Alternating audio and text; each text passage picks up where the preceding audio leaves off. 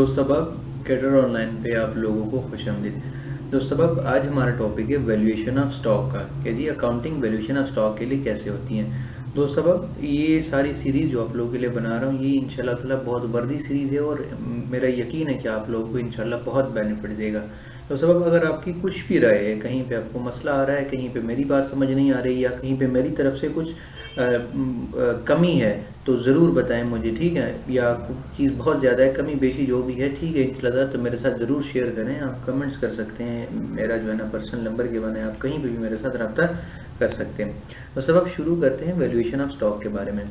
अच्छा, सबसे पहले हमारे पास कहते हैं जी closing stock can be valued at the end of the period by, तो कहते हैं जी जो क्लोजिंग स्टॉक हमारे पास होता है उसको हम लोग जब वैल्यूएशन करते हैं तो कैसे कर सकते हैं जी। याद रखें आप लोग, जब आपके पास क्लोजिंग पीरियड होता है आप अपने स्टॉक को कैसे कैलकुलेट करते हैं, स्टॉक टेकिंग से कैलकुलेट करते कहते हैं जी हमारे पास कितना स्टॉक पड़ा है स्टोर रूम में और कितना स्टॉक नहीं पड़ा, आप सारी चीज़ों को वेरीफाई कर लेते हैं। तो दूसरा है हमारे पास कहता है जी the valuation of stock is at, याद रखें, हमेशा याद रखें, ये बात अपने पल्ले बांध लें कि जब भी वैल्यूएशन ऑफ स्टॉक की बात कहीं पे भी आएगी तो हमेशा हमेशा के लिए कि ये लोअर ऑफ होती है किस चीज़ के, कॉस्ट या मार्केट प्राइस के।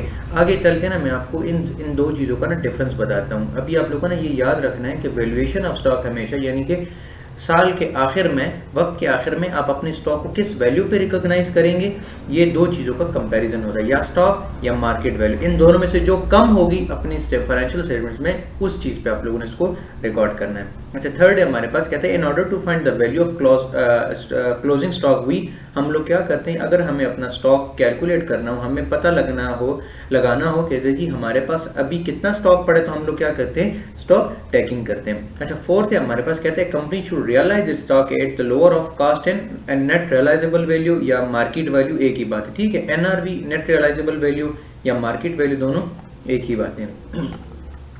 अच्छा, अब ये जो एनआरवी है फिफ्थ है हमारे पास कहते हैं जी do you know what is NRV. अब एनआरवी जिसे हम लोग नेट रियलाइजेबल वैल्यू, कुछ लोग इसको मार्केट वैल्यू, कुछ लोग इसको आर्म्स लेंथ ट्रांजैक्शन वैल्यू, कुछ भी कहें बात एक ही है, एक कॉस्ट होती है और दूसरी जो भी चीज़ आएगी वो नेट रियलाइजेबल वैल्यू होगी। अब ये जो नेट रियलाइजेबल वैल्यू होती है ये दरअसल कैलकुलेट किस तरह होती है ये होती है हमारे पास जो हमारे पास एस्टिमेटेड सेलिंग प्राइस होती है।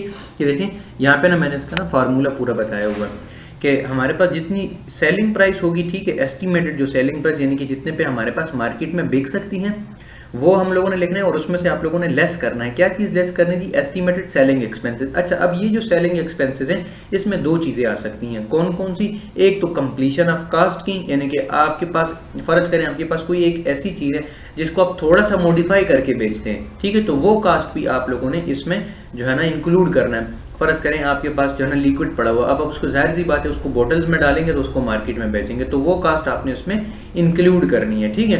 और सेलिंग एक्सपेंसेस से मुराद एडवर्टीजमेंट है, सेल्स प्रमोशन है, बोनसेस हैं, कुछ भी है जो भी आपका स्टैंडर्ड है सेलिंग एक्सपेंसेस के बारे में वो आप लोगों ने मेंटेन करना है, ठीक है। तो ये दो चीज़ों का जब आप सेलिंग प्राइस में से ये दो चीज़ें माइनस करेंगे, सेलिंग एक्सपेंसेस और कंप्लीशन ऑफ कास्ट, तो आपके पास जो आखिर में जो चीज़ आएगी उसको हम लोग क्या कहते हैं, नेट रियलाइजेबल वैल्यू। अच्छा, ये हम कैलकुलेट क्यों करते हैं, अब आपके जहन में एक बात आएगी, अगर आप लोग स्टैंडर्ड से वाकिफ़ हैं तो फिर तो बहुत अच्छी बात है, ठीक है, आपके जो है ना आप लोगों को पता है कि क्यों करते हैं। लेकिन अगर आप लोगों को नहीं पता कि जी ये इसको ऐसा क्यों करते हैं कि जो स्टॉक होता है हमारे पास दरअसल हम उसको लोअर ऑफ पे क्यों रिकॉर्ड करते हैं, तो याद रखें ये इंटरनेशनल अकाउंटिंग स्टैंडर्ड के मुताबिक, जो कि इंटरनेशनल अकाउंटिंग स्टैंडर्ड 2 है, ठीक है, इसके मुताबिक हम लोगों ने हमेशा स्टॉक को अपने फाइनेंशियल स्टेटमेंट्स में कॉस्ट और एनआरवी के लोअर पे कैलकुलेट करना है, ठीक है, लोअर पे रिकॉग्नाइज करना है। अगर आपके पास कॉस्ट ज़्यादा है फिर आपने नेट रियलाइजेबल, अगर नेट रियलाइजेबल वैल्यू ज़्यादा है तो फिर कॉस्ट पे, ठीक है। आगे ना इसको एक और चीज़ से भी जोड़ता हूँ, आप लोग ना देखेंगे। अच्छा, कहते हैं जी the value of closing stock is at, हम लोग क्या करते हैं return after the trial balance as adjustment. हमेशा याद रखिए क्लोजिंग स्टॉक अगर आप लोग फाइनल अकाउंट्स में डील करते हैं, ठीक है, आप लोगों ने फाइनल अकाउंट्स पढ़े होंगे, तो हमेशा क्लोजिंग स्टॉक कहाँ पे लिखा होता है, क्या ट्रायल बैलेंस में लिखा होता है, नहीं जी, ट्रायल बैलेंस में तो ओपनिंग लिखा होता है, क्लोजिंग कहाँ पे होता है जी, एडजस्टमेंट्स में गिवन होता है। अच्छा, 7 क्या है जी the valuation of stock is an application of, जिस तरह मैंने अभी आप लोगों को 5th में बात की कि ये जो दरअसल हम लोग इसको लोअर ऑफ पे क्यों रिकॉर्ड करते हैं। एक तो इसका स्टैंडर्ड वजह है कि जी हमारा जो इंटरनेशनल अकाउंटिंग स्टैंडर्ड है वो हमें इस बात को जो है ना गारंटी करता है, बाउंड करता है कि आप लोगों ने हमेशा इसको लोअर ऑफ पे रिकॉर्ड करना है। और एक और चीज़ भी है जो हम लोगों को बाउंड करती है, कहते जी आप लोगों ने हमेशा लोअर, वो है प्रूडेंस कंसेप्ट। अब प्रूडेंस कंसेप्ट बड़ी डिटेल में हम लोगों ने पहली वीडियोज़ में डिस्कस किया है, फिर भी थोड़ा सा बता देता हूँ प्रूडेंस कंसेप्ट के बारे में। आप लोग ऐसा समझें ये कंसेप्ट हमारे मज़हब के बहुत नज़दीक है, यानी कि अगर आप कोई अच्छा काम करते हैं, यानी कि अगर आपकी कोई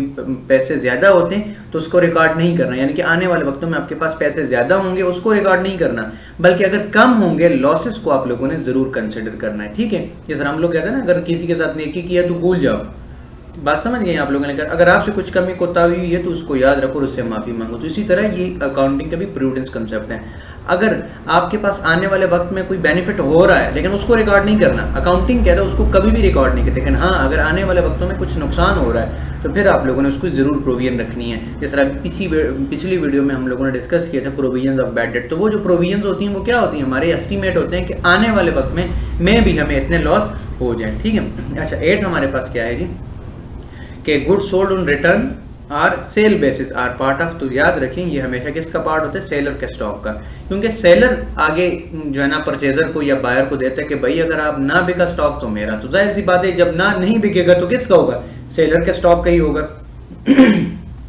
सॉरी, अच्छा 9 हमारे पास कहते हैं जी a company has stock at the end of the financial year of 50,000 while the saleable price is 55,000, the balance should appear in the statement is, तो कौन सा बैलेंस अपीयर होना चाहिए, तो याद रखें 50,000। क्यों, क्योंकि स्टॉक हमारे पास कम है जबकि उसकी जो सेलेबल प्राइस है वो 55,000 ज्यादा है, लिहाजा हम इसको किस पे रिकॉर्ड करेंगे, 50,000 पे रिकॉर्ड करेंगे। अच्छा 10 है हमारे पास कहते हैं जी asset of tyre cost of 1420 यानी कि $1420 and could be sold for 1600, ठीक है, after the completion of cost and advertising cost of $130। कहते हैं जी हमारे पास एक स्टॉक है उसकी कीमत कितनी है, $1420 है, लेकिन हम उसको मार्केट में बेच सकते हैं, कितने पे बेच सकते हैं जी, 1600 पे बेच सकते हैं, और उसकी कंप्लीशन कॉस्ट कितनी है, 110 है, और एडवर्टाइजमेंट कॉस्ट कितनी है जी, 130 है। इस क्वेश्चन को ना मैंने आप लोगों के लिए सॉल्व भी किया है। ठीक है, इसको हम लोग देखते हैं ये कैसे होता है हमारे पास। कहते हैं जी कास्ट हमारे पास कितनी है जी, 1600 है। एनआरवी हम लोगों ने कैलकुलेट करना है, तो मैंने आपको बताया कि एनआरवी जिस तरह 5th में आप लोगों ने 5th इसके जो क्वेश्चन था उसमें आप लोगों को बताया एनआरवी कैसे आएगी। एस्टिमेटेड सेल प्राइस उसने कितनी बताई थी जी, 1600। अब एस्टिमेटेड एक्सपेंसेस कितने हैं जी, दो तरह के होते हैं, एक एडवर्टाइजमेंट एक्सपेंसेस उसने कहा था जी 130, और एक हमारे पास कंप्लीशन ऑफ कॉस्ट होता है यानी कि कॉस्ट ऑफ कंप्लीशन, वो कितनी है जी 110। अब 1600 में से 130 और 110 माइनस करें तो पीछे कितना रह जाए जी 1360। अब कॉस्ट कितनी थी हमारे पास 1600 और नेट रियलाइजेबल वैल्यू कितनी है जी 1360। तो हम लोगों को पता है कि according to IAS2 stock should be recorded at the lower of cost और एनआरवी। अब कौन सी चीज इसमें से कम है, जाहिर सी बात है नेट रियलाइजेबल वैल्यू कम है, कॉस्ट तो ज्यादा है वो तो 1600 है, नेट रियलाइजेबल वैल्यू 1360 है, सो स्टॉक विल बी चार्जेड 1360 पर, यानी कि अब हमें स्टॉक को किस चीज पे कैलकुलेट करना है 1360 पे, जितने यूनिट होंगे उसके साथ फिर बाद में मल्टीप्लाई करेंगे, वो एक अलग कहानी। ठीक है दोस्तों, अब उम्मीद है आप लोगों ने स्टॉक के वैल्यूएशन की जो है ना समझ आ चुकी होगी। अगर फिर भी कहीं पे मसला है तो ज़रूर जो है ना मुझे याद रखें, आप कमेंट कर सकते हैं, व्हाट्सएप पे कहीं पे भी आप लोग पूछ सकते हैं। दोस्तों आप दुआओं में याद रखें, वीडियो अच्छी लगे तो ज़रूर सब्सक्राइब करें। अल्लाह हाफ़िज़।